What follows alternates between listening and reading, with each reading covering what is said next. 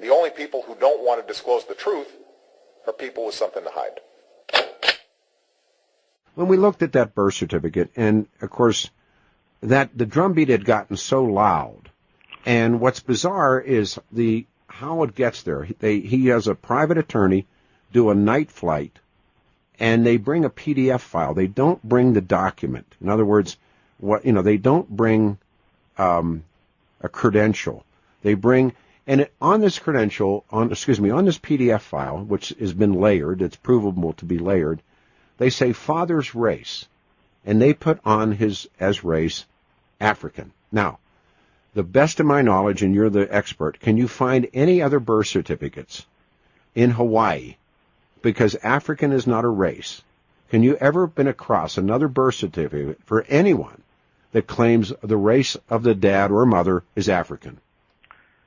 No, I have seen and obtained other birth certificates from African Americans born in Hawaii around the same time as Obama, and they all have the race of the father as Negro and not African. Right. African's not a race. I mean, African's not a race. Right. There's so many anomalies. That's just one of them. Point out others. Point others that stand out to you. Well, others that stand out, for example, on Obama's birth certificate that was issued by the White House, you see that there's little tiny numbers written by hand throughout the birth certificate. Those numbers appear in light gray color. They're written in by pencil, and they're light gray. A photocopier, which is what Laura Fuddy, the one lady who died, who issued the birth certificate, the story was that they simply photocopied the birth certificate as they did for anybody out of the original book that it was located in. Now, a photocopy machine does not make different colors. You would not be able to see gray. The color gray would not exist. So on all the other birth certificates I've seen, those little pencil marks are black. Another thing that you'll see is on the edge on Obama's document, you see a strong shadow. Now, a shadow, again, will not appear on a copy machine because a very light, bright bulb flashes. The only way you get a shadow is if you're in a scanner. So it's clear that this gave more evidence that Obama's birth certificate is, in fact, the result of a computer scan production rather than a photocopy like they claim. So there's at least 40 or 50 areas that indicate that Obama's certificate is fraudulent. The bigger picture is, as I think I've shown in my film, Dreams from My Real Father, is that no matter where Obama was born, he's probably eligible to be president because I believe both his parents were American citizens. Yeah, I do too. However, he is guilty all the way down the line of the cover-up, which is a crime called document fraud. He submitted this birth certificate to these election commissions around the country as proof positive of his citizenship. What about this? When you would say to yourself, but the entire story, and Joel and I have talked, Jack and I have talked about, I've talked with so many people, what he called the improbable story of the Kenyan goat herd and the girl from Kansas, the farm girl from Kansas, that kills it right there. It's not true. Correct. Obama presented it. It actually first emerged as early as 1990 when Obama was elected to the president of the Harvard Law Review. They wrote about his life history. They interviewed him. And this is when the false narrative actually first emerged. If you look back at those articles, you can Google them at Harvard. He claimed this is the story. It starts right there. My father was a goat herder from Kenya. Right. My mother was an anthropologist like Margaret Mead, which was an exaggeration. That's not true either, right, yeah. And he puts forward this narrative that he promoted at Harvard, that he's going to bring people together because of this unique multicultural background. And he stuck with that successfully to hide his true roots and his true ideological foundation. Do you think he was handed that story, that himself he makes that story up, or do you think with Stan, the granddad, Gramps, and Toot, that Madeline Payne, Madeline Dunham, do you think that they manufacture a story for him, help him with his story, or he simply comes up with this on his own? Because I believe he had help with the story. I'll explain that. Obama was raised by Frank Marshall Davis. Uh-huh. He was very close to him his entire life. He knew that he was his real father. There was no question of that. Do you think he knew that Barack Sr., the so-called Kenyan Obama, did you think that Barack Obama knows that that's not his biological father? Absolutely. He was told from a very young age, and this is why he was raised by Davis, admittedly, in Obama's own words, from a very young age. The narrative was created in Chicago. Obama comes there after Columbia. He's there for 3 years, working in the communist organizations. He's known Bill Ayers for already about 5-6 years by that time in 1982. So Ayers is not just a guy from the neighborhood, right? That's not even remotely close. No, he's the guy from the ideological neighborhood that he met in New York City. And they decide that Obama is thinking of, and they think they could promote him to become mayor of Chicago one day. This is early 80s. And they assist him through this network of the Arab funders.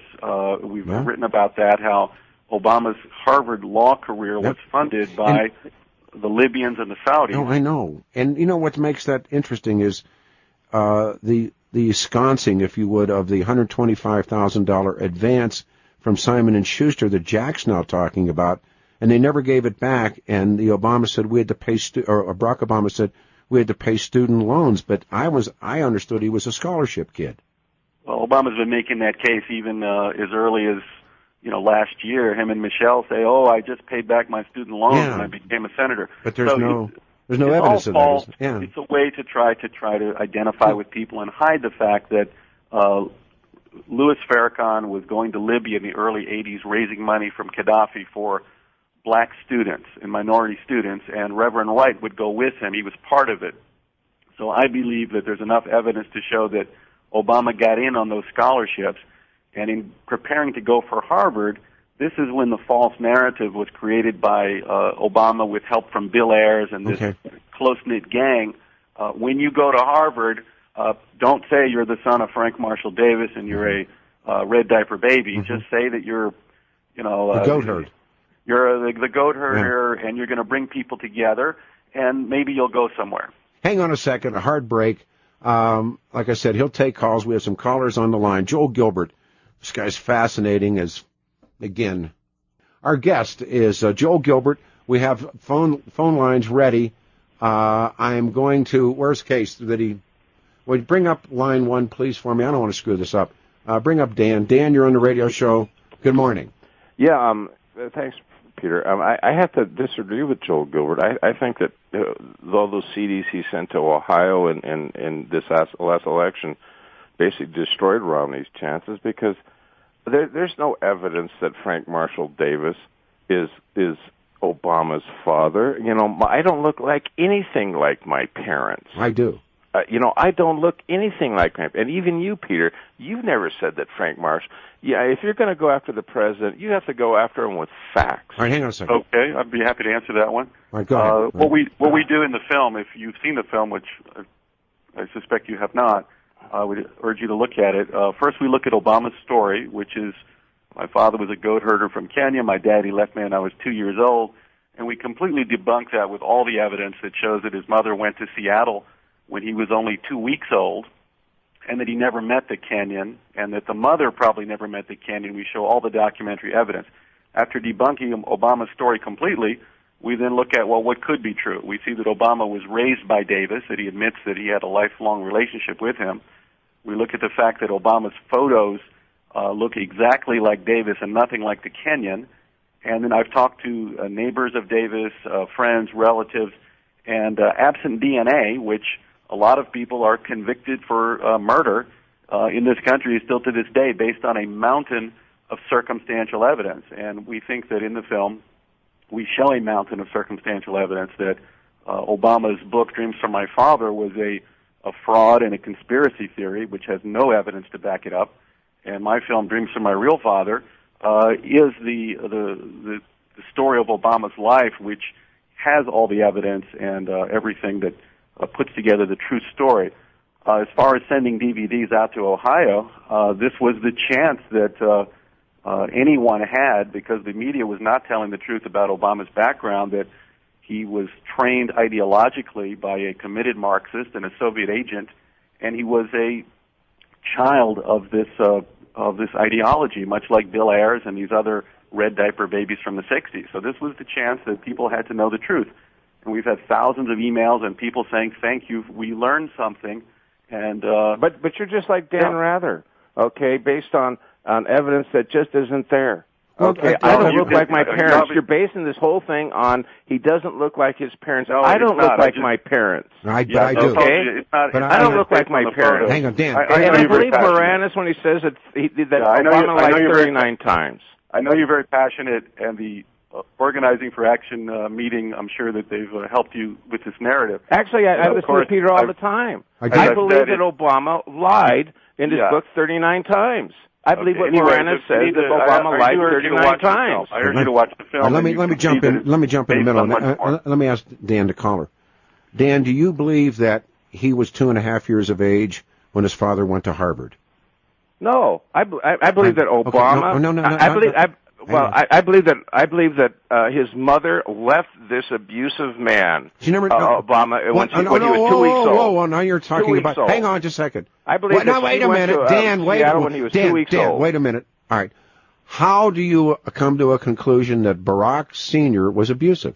Well, she got the hell away from him. No. That doesn't. Now you just done what you accused this man of doing. What evidence do you have that Barack Obama Sr. was abusive? Well, I just believe that stuff. He was isn't that interesting? Isn't that interesting? Drunk and he got it. No. Didn't she? I mean, well, of course she did. But his listen mom to me. Didn't leave him when he was 2 weeks old. Listen to me again. You made a statement. Now, on the other hand, Gilbert, I think, is pretty on the money. I mean, I look like my dad, and my brother looks like my dad. My brother looks like me. My sister really looks like my grandma. I have a grandson. This kid looks like mini-me. And so... I don't look like my parents. I don't care. Joel, do you look like your mom or dad? I do. Yeah. I mean, in most cases... But listen, Dan, even, let me say one thing. I think you didn't have the facts. Dan, hold on one second. I think if your narrative was the same as Dan, hang on. It would have made a difference. 1 second. Hang on, Dan. Here's what the film shows. Number one, the Kenyan is not the father. Number two, Davis is obviously the most likely father. Picture. All right. Well, Dream, that picture is up. Why don't you take a look at the picture, Dan? It's up on the web. All right. And what do you conclude? Yeah. What I want to tell you, Dan, is what we show in the film is that whether or not you personally need DNA to show you beyond a doubt, we show that Davis became the ideological father, which is more important and more dangerous for the country. No, he doesn't have to. I disagree. He doesn't have to. Dan, listen, thank you so much. Okay. Let's go here. We'll go to this. Hey, Tom, you're on the radio show. Good morning. Thank you. It's 8:31. Tom. Did we lose Tom? No, I'm here. All right, you're on the air, sir. Okay, thank you. Joel, good morning. I read it with great interest. Paul Kengor. Yes. Book, The Communist, Part 1. Yeah. Very good. Davis. All right. Tell us about Jarrett and Axelrod's connection to Obama and the White House. People don't even know about that, who Axelrod really is, and Jarrett. You're talking about Valerie Jarrett plus the influence of her father, too. That's important. Yes, that's right. The only people who don't want to disclose the truth are people with something to hide.